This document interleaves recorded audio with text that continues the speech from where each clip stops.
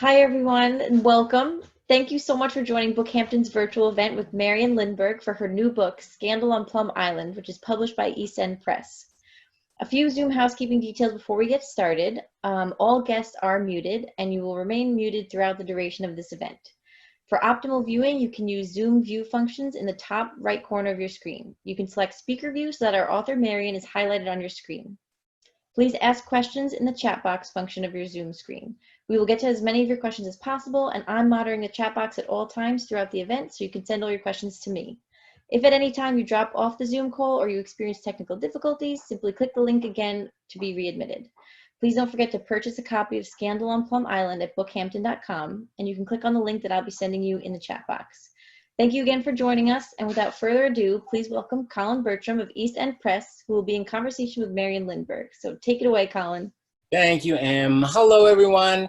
Happy Friday afternoon. I hope everyone is well and safe right now. Thank you to Bookhampton and to RJ Julia in Connecticut, who we're partnering with as well on this one, for having us. I am Colin Bertram. I'm part of the publishing team who was very lucky when Marian E. Lindberg came to us with this incredible book. Welcome, Marian. Thank you, Colin. Hello, everybody. Thank you so much for being with us. When Marian brought the book to us, it was very exciting because we both, my partner Pauline and I, we loved the book. It was beautifully written. The research is exhausting in it. But on top of it, it is a fascinating story, not only of what happened to Major Benjamin Koehler at the time, but also it looks at Plum Island from a bigger perspective as well. There was a lot in there that I didn't know about Plum Island, a lot in there. I certainly knew nothing about this case, and it's a fascinating case. So, Marian, if you could give us a little idea of how did you come across this? How did you discover this story, and why did it resonate with you?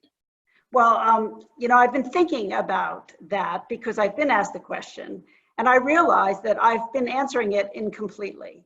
I've been answering the how, but not really the why. So I'm going to answer the why today. Makes it a longer answer, so I apologize. But in the spirit of what's going on in our country, let's be honest, right?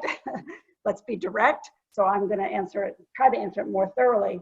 So the how is I work for the Nature Conservancy, and one of my assignments is to try to see that Plum Island is preserved for limited public access and research once the Plum Island Animal Disease Laboratory leaves in 2023 and goes to Kansas into a $1 billion facility that's under construction now.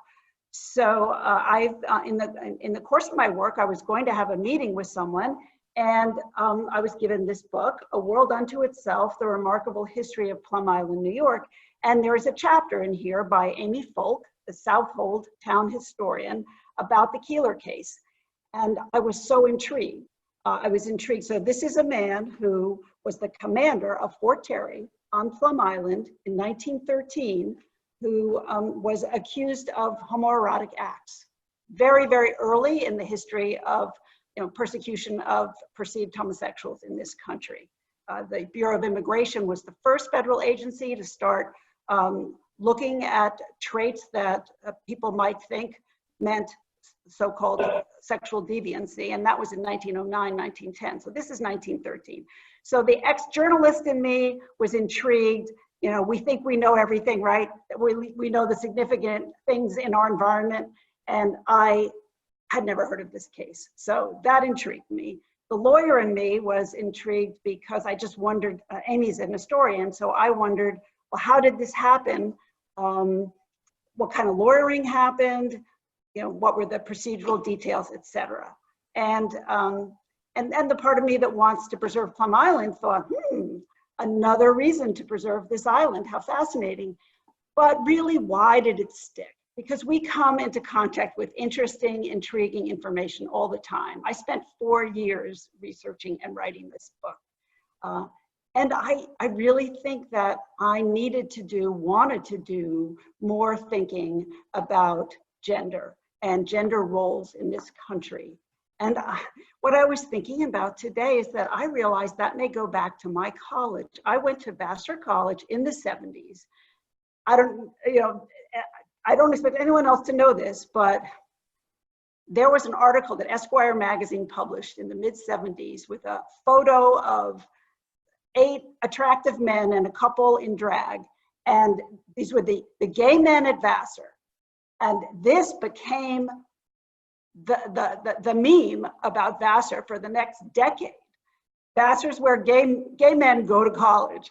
Now, this was not true. I can tell you absolutely that there were all kinds of men at Vassar. We had the smart, handsome jocks who just decided it was cool to go to their mother's college rather than their father's college. We had the smart guys who were not jocks, who didn't want to go to a campus where they would feel they were not conforming to some sort of masculine athletic ideal. We had superficial heterosexual men who came because they thought there'd be a lot of women.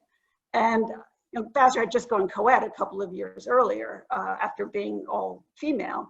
We had gay men, we had bi men, we had trans men, or at least cross-dressing, and we had men who were not sure. And it being a small campus, and I was editor-in-chief of the newspaper, you couldn't go through 4 years of this environment without really wondering about men, and more men than women, because it was just the spotlight was kind of on the men. And then I think about my own self, and I'm a cisgender woman, but I have a lot of male habits of mind. I've worked in 2 male professions, journalism and law. The man I had the longest relationship with had a lot of feminine habits of mind. I was the one with the toolbox who knew how to fix things, and he was the one who knew about food and restaurants. And this all came together for me in reading about Major Koehler, because he denied all of these charges, and he was a very buttoned up guy. I mean, the people who testified for him said they never heard him tell an off-color joke, an off-color sentence, so it was a few men who claimed he had done these things. He said that they were lying, but then it was all the perception of him not conforming to what was the masculine ideal in the early 1910s, which it had not been in the late 1800s. By that standard of more self-restraint before the Spanish-American War, he aced the manliness test, but the standards changed. And I have a passage I want to read that sort of goes to some of this. But I think that then you have Michael Kimmel, the sociologist and gender studies expert, who says the story of America is the story of testing and proving manhood. And as a feminist, you might not want to hear that.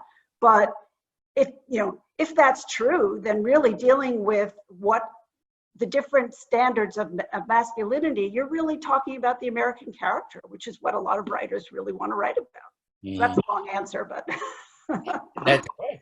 Tell us a little bit about this story. It is a true story, and tell us a little bit about how Koehler came to be on Plum Island and roughly sort of what happened.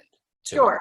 So he was born in 1872 in the Midwest, and he was one of 11 children in a pioneer family, German origin. It's actually related to Agnes Gund, which is interesting, the philanthropist and well known for her work with the Museum of the Metropolitan Museum.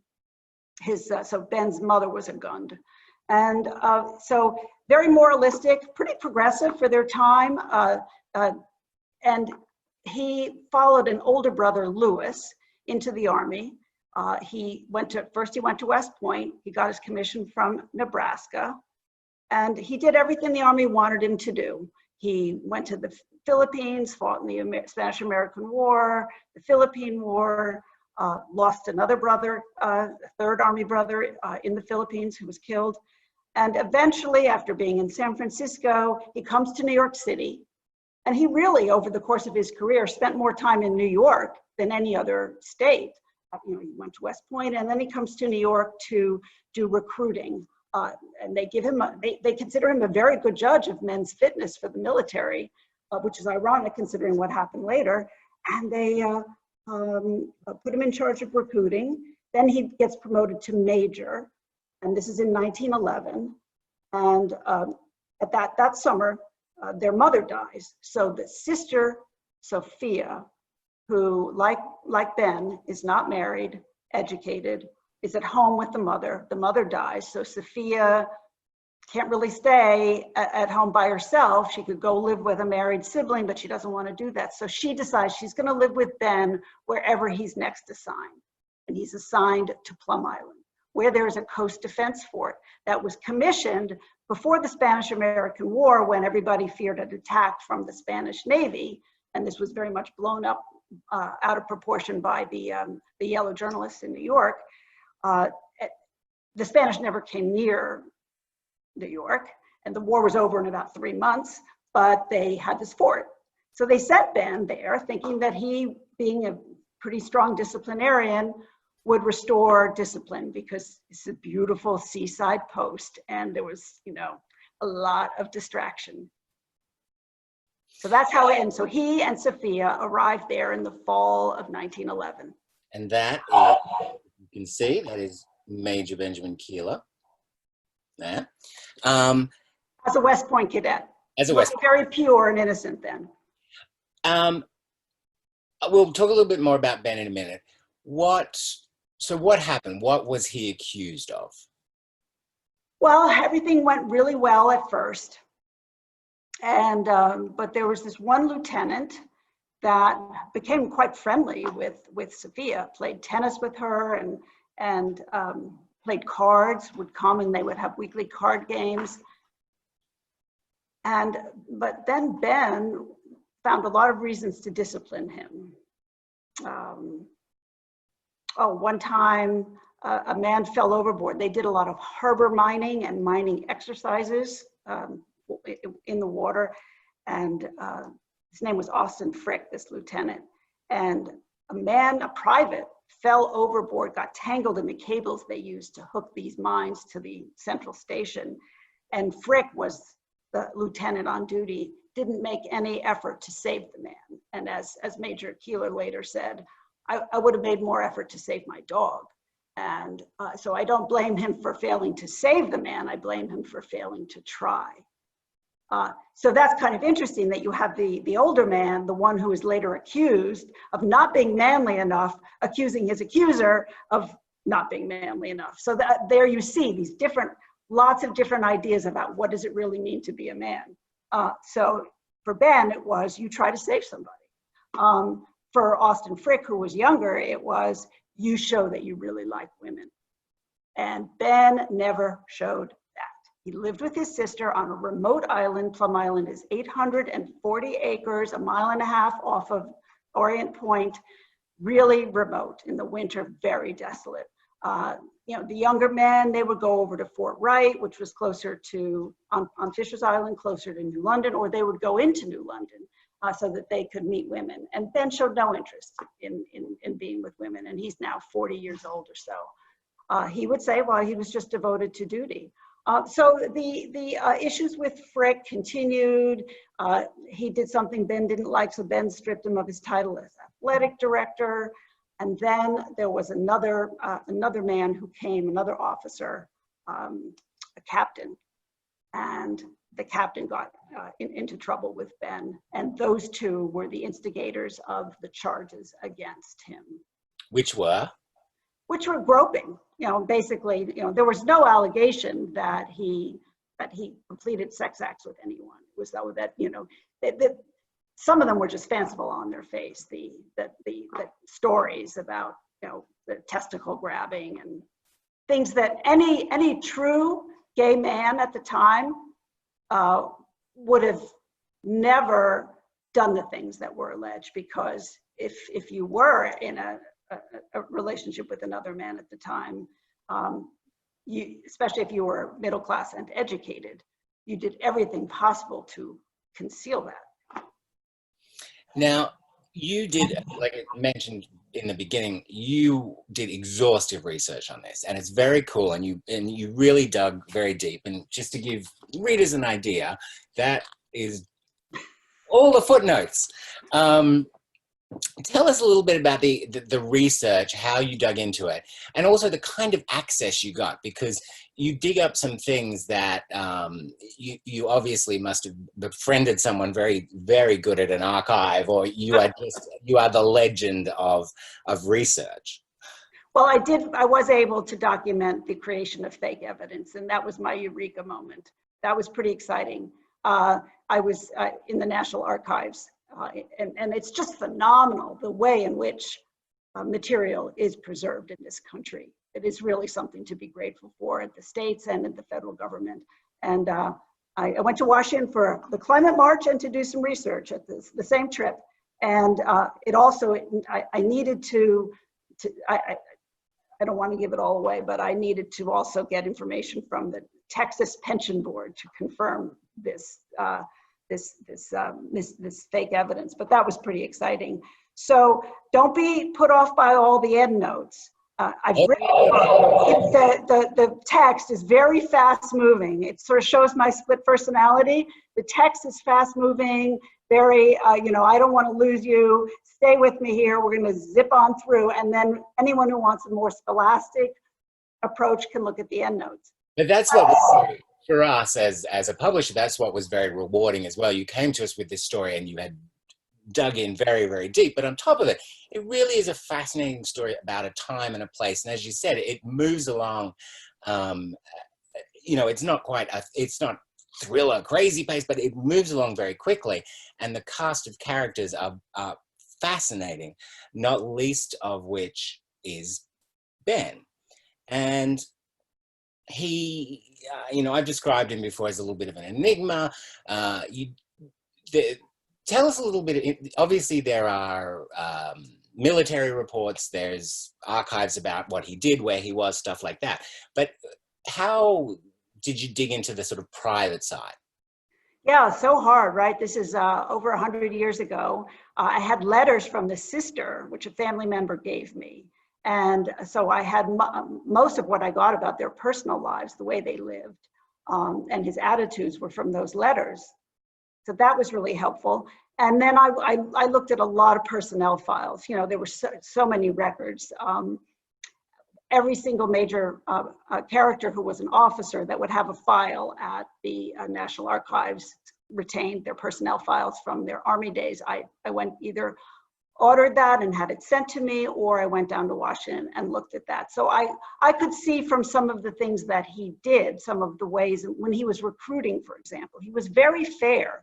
And there were a couple of decisions that he made where he wanted to let somebody in the Army, but and other people wound up disagreeing with him, and he fought for them. He fought for these people, saying that they were being given a raw deal. And that was true also. Of course, the transcript of the case was very helpful. That was 1,100 pages, and there's a lot of material by him in that. But and after repeated readings, I really got a sense of what he did. And there were times, one of the things that really annoyed the captain, who was the highest officer to make a claim against him, was that Ben had took the side of a private that the captain was trying to reprimand. And Ben said, no, he should get the same punishment as these other privates. And that was unusual. Officers were very autocratic at the time, and it was very unusual for an officer to take the side of an enlisted man, especially against another officer. So Ben was unusually fair, and I did try to make that point, because I think that's important, that he was principled. Well, he was very respected both in the military and in his private life, correct? Yes, and his family was extremely prominent. One of the other aspect of this is there was a whole movement in Washington in his favor. Senators and Congress people, his family was well connected. William Jennings Bryan wrote one of the letters to the Secretary of War saying, hey, slow down here, let's take another look. There were several investigations because people came to believe what Ben was saying, that there was a plot against him. So it was, and you've got the thing that you really helped me with, Colin. There's this whole other story. So Ben, you could say, was betrayed from below, but he was also betrayed from above because a very important figure in the military, Leonard Wood, who was Theodore Roosevelt's very good friend, his commander in the Rough Riders. Many people think that Roosevelt was the commander, but actually Leonard Wood was.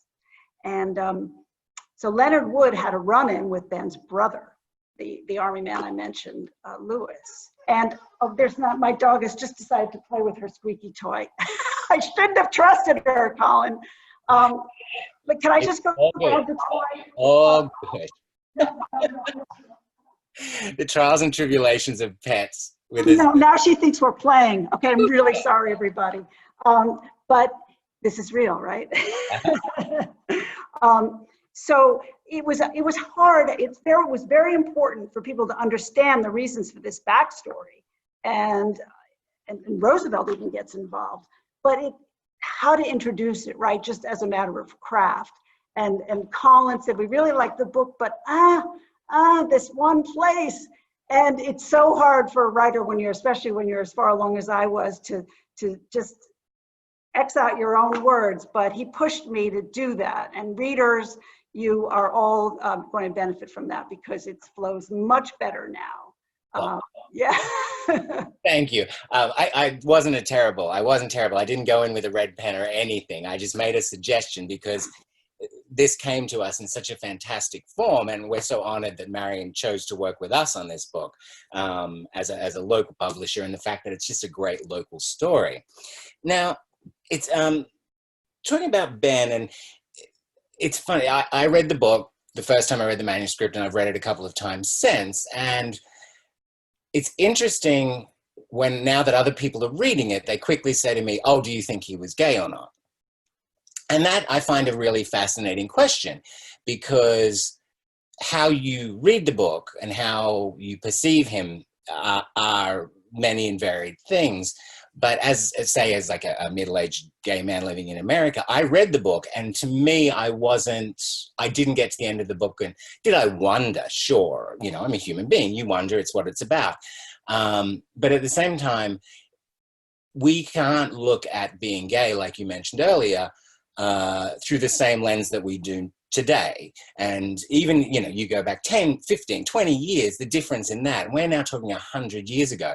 So if you can, talk a little bit about perception and how it ties in with everything, but also how it's has become such a prominent piece of discussion now, just generally in the world, how we're perceiving things, what is real and what has shaped us to have some of these thoughts. Absolutely. It's such a great question. Thank you.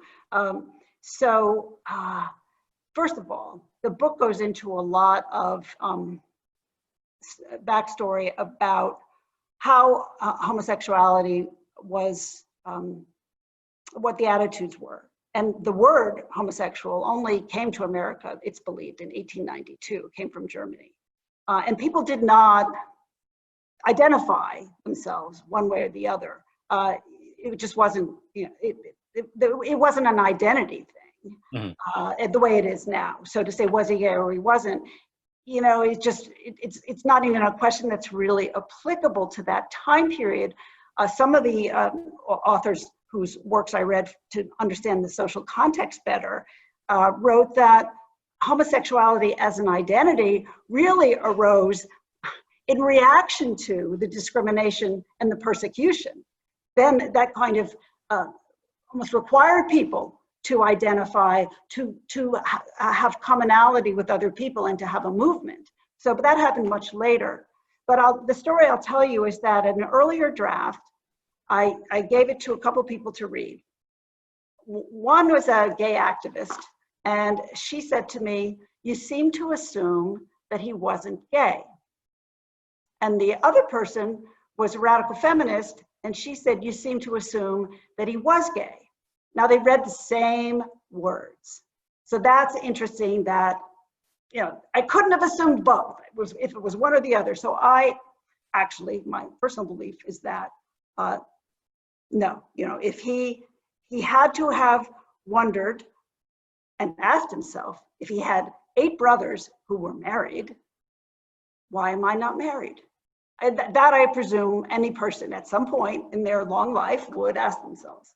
And most likely he answered that by saying, well, I'm devoted to my duty and I have very close relationships with others and I just haven't needed it, or I haven't met the right woman, whatever. Because he had a lot of chivalric attitudes. And also the other thing is that he had very close male friendships, and that was normal in the military. And what happened is in pushback to the women's movement in the late 1800s, when women were very active in politics,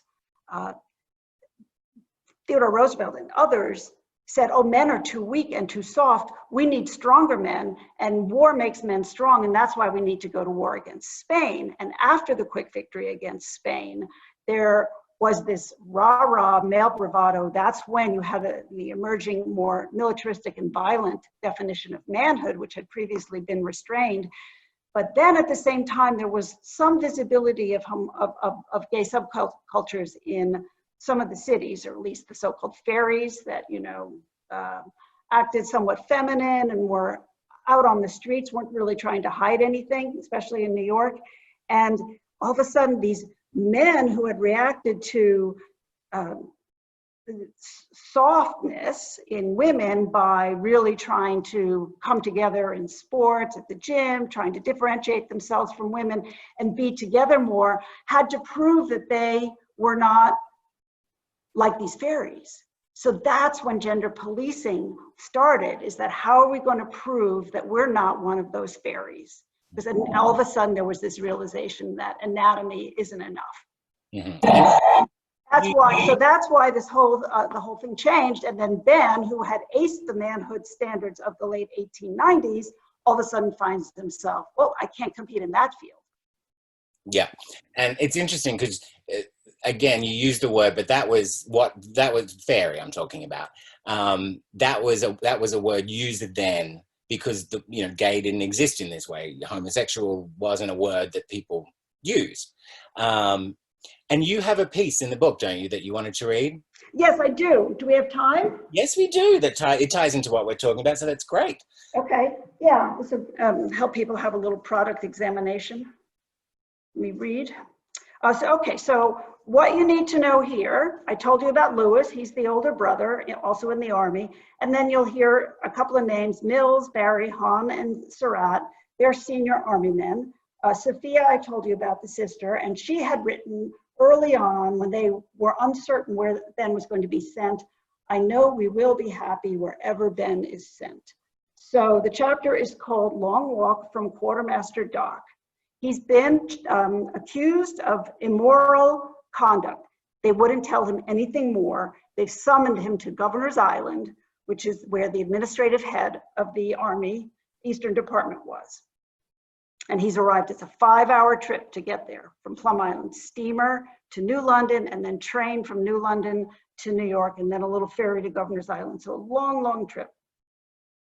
By the time Ben disembarked in December 1913, Governor's Island was an administrative center more than a military one. Castle Williams still housed prisoners, mostly deserters, whose escapes supplied the newspapers with colorful copy. The shape and size of the island had changed too. Using nearly 5 million cubic yards of landfill from tunnels being excavated in Brooklyn and Manhattan for the new subway system, engineers had more than doubled the size of Governor's Island. That winter morning, the walk from Quartermaster Dock up the hill to headquarters must have seemed unusually long to Ben. The clicks of his heels on the cobblestones sounding ominously like a countdown to a reckoning. With all he had dreamed of and worked for hanging in the balance, he may well have wondered whether he had more in common with the prisoners in Castle Williams than the officers whose homes lined Colonel's Row. Ben denied the allegations, but it was one man's word against the word of many others. How could he prove anything sitting in a room on Governor's Island without dates or details? Just as Mills had done, Surratt and Hahn asked Ben to consider resigning, and Barry told Ben the same thing. They all mentioned their concern about publicity if Ben did not leave quietly. They put it in that way, Ben later said, that there was nothing to be gained. If I won, it would be the publicity. And if I did not, the publicity would hurt my family. And they thought as long as I was a bachelor, that I ought to consult my family or their interests. Why did it matter that Ben was unmarried? And why was his bachelor status called out? Wasn't the most important issue regarding Ben's resignation the impact it would have on Ben himself, whether or not he had a conventional family as Barry, Hahn, and Surratt did? Would each of those men have asked his wife to decide whether he should give up the profession he loved in the prime of his career without an opportunity to rebut the accusations against him?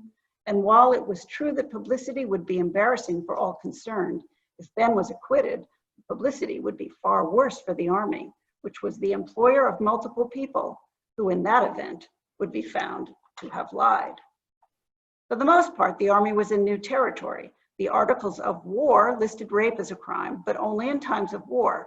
There was no mention of sodomy or attempted sodomy, while the Manual for Courts-Martial recommended dishonorable discharge and 5 years hard labor as punishment for a soldier convicted under a state sodomy law. Ben was not accused of having had anal or oral sex with anyone. He was accused of groping and making lewd comments, and no policy determinations regarding those acts had been made as to the boundaries between legal and illegal conduct, and no rules had been promulgated to curb arbitrary decision-making.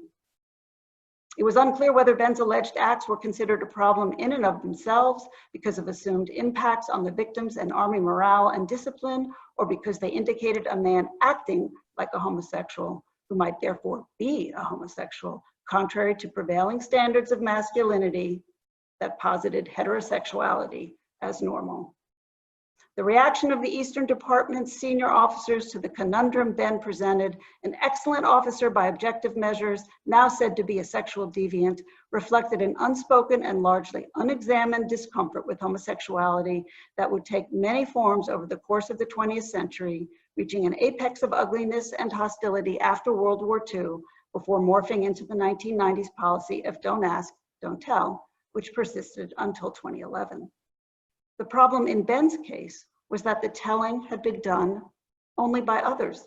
Ben denied that he had made advances toward any man, but in Hahn's and Surratt's reference to Ben's bachelor status, one can discern that his not having married was perceived as doing its own telling, silently admitting what Ben verbally denied. Ben's marital status was the same it had been since he graduated West Point in 1897. What had changed was the cultural importance placed on marriage as a signifier of a man's heterosexuality. Rather than wait for a court-martial, Ben offered a strategic compromise. He agreed to resign, but only after a leave of absence. He asked for 2 months so that he would have time to see Lewis, his most important confidant in Puerto Rico. Ben was appearing to go along, but it was actually a form of resistance, for he believed he could revoke the resignation and request a trial before the leave ended.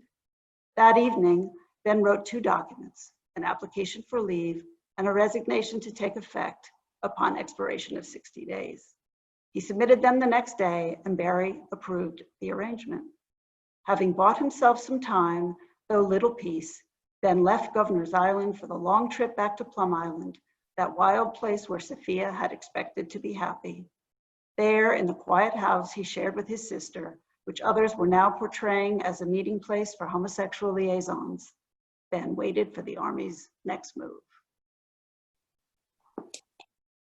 It's interesting as well that you uncovered evidence of how the military tried to kind of quash this story as well in the press, correct?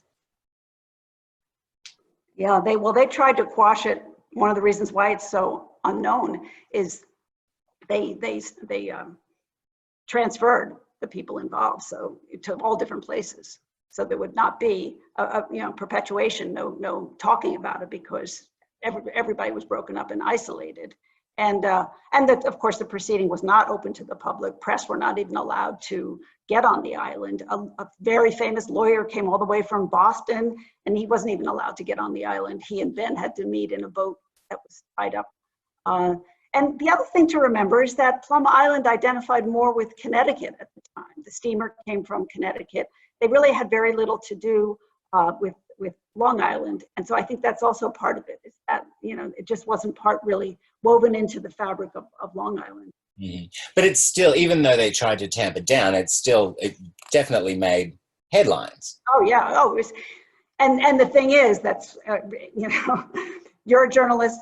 I was a journalist. You know, like to believe in in the accuracy, but the reporters were not allowed into the court, so they were dependent on what people were telling them, and people had their own reasons. That he then had his supporters, and he had his detractors, especially the prosecutor and the witnesses against him.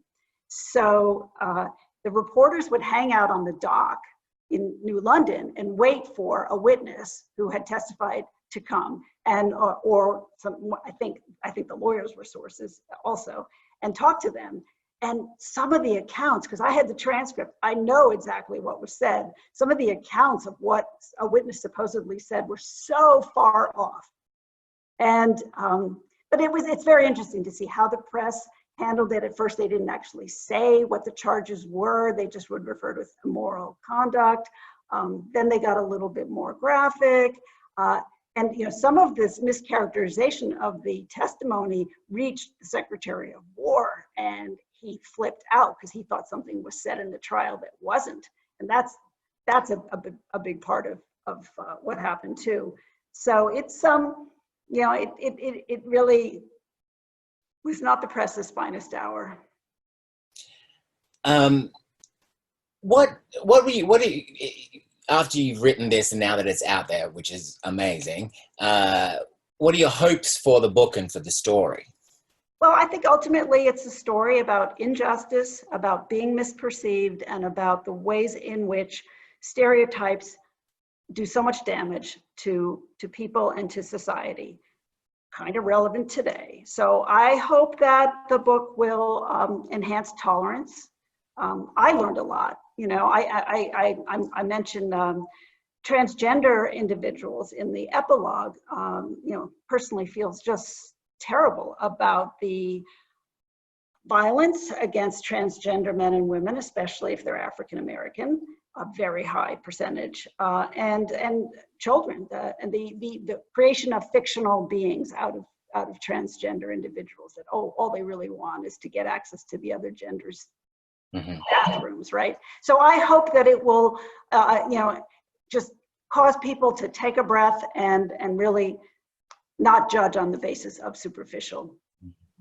And it's also fascinating, and I think it's worth saying, I found Plum Island itself to be such a part of the book, almost like a character of the book.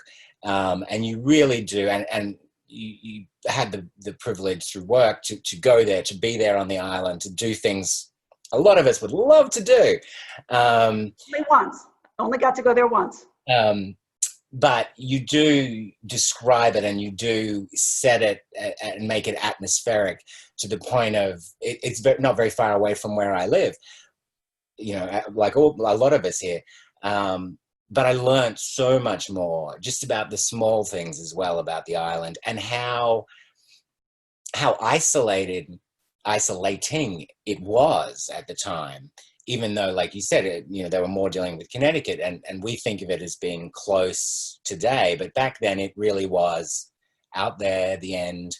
And it's obvious that you have a love for the island, that you have a passion for it. And is that fair? Well, I think so, but it's funny how I first heard about Plum Island. I used to be a lawyer for ABC, and I handled news gathering and news reporting, legal issues for all of the owned ABC stations, in radio and TV stations. And so Channel 7 TV in New York, Tappy Phillips, a name some of you may remember, called me one day and said, there's this island at the end of Long Island, and the government has a lab there, and it's really secret, and I'm doing a story, and she wanted to know basically how close could they get in the boat and film around the island. And that was the first time I'd ever heard of Plum Island. Well, I told her not very close. And she went on to win a New York State Broadcasters Award for her story on Plum Island. But that was like late 80s or early 90s. I mean, that was so long ago. And then I put it out of my mind. And I go to work in 2005, changed my life all around. I'm living out here now. I have a son, and I go to work for the Nature Conservancy. And all of a sudden, Plum Island is being talked about as this amazing place because of all the birds and the diversity and the seals hauling out and the plants. And like, wait, it's this top secret lab and it's this beautiful nature resource. And you know what? It's both. And Southold Town has zoned it that way, so that now there's a part called the research district around the lab, and then the conservation side, which is the bulk of the island. So it is pretty unusual, and partly the fact that they will not let any mammals come onto the island or leave the island because they don't want them transmitting the hoof and mouth disease that they study there. There are no deer. There are a few raccoons that snuck on that have managed to hide, but not too many of them. So that's why there are over 220 bird species. And the views are incredible. The views are the same views out to Gardiner's Bay and Gardiner's Island that Native Americans saw when they were there.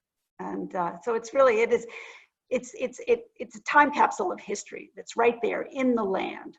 And the way the land was used is the history. And the fort is still there. So many of the fort buildings are still there. So it really is extraordinary to have all of these features in one place.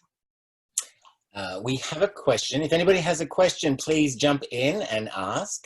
I have a question for you, Marian. Does the publication of your book seem especially timely in view of Trump's desire to dominate the streets?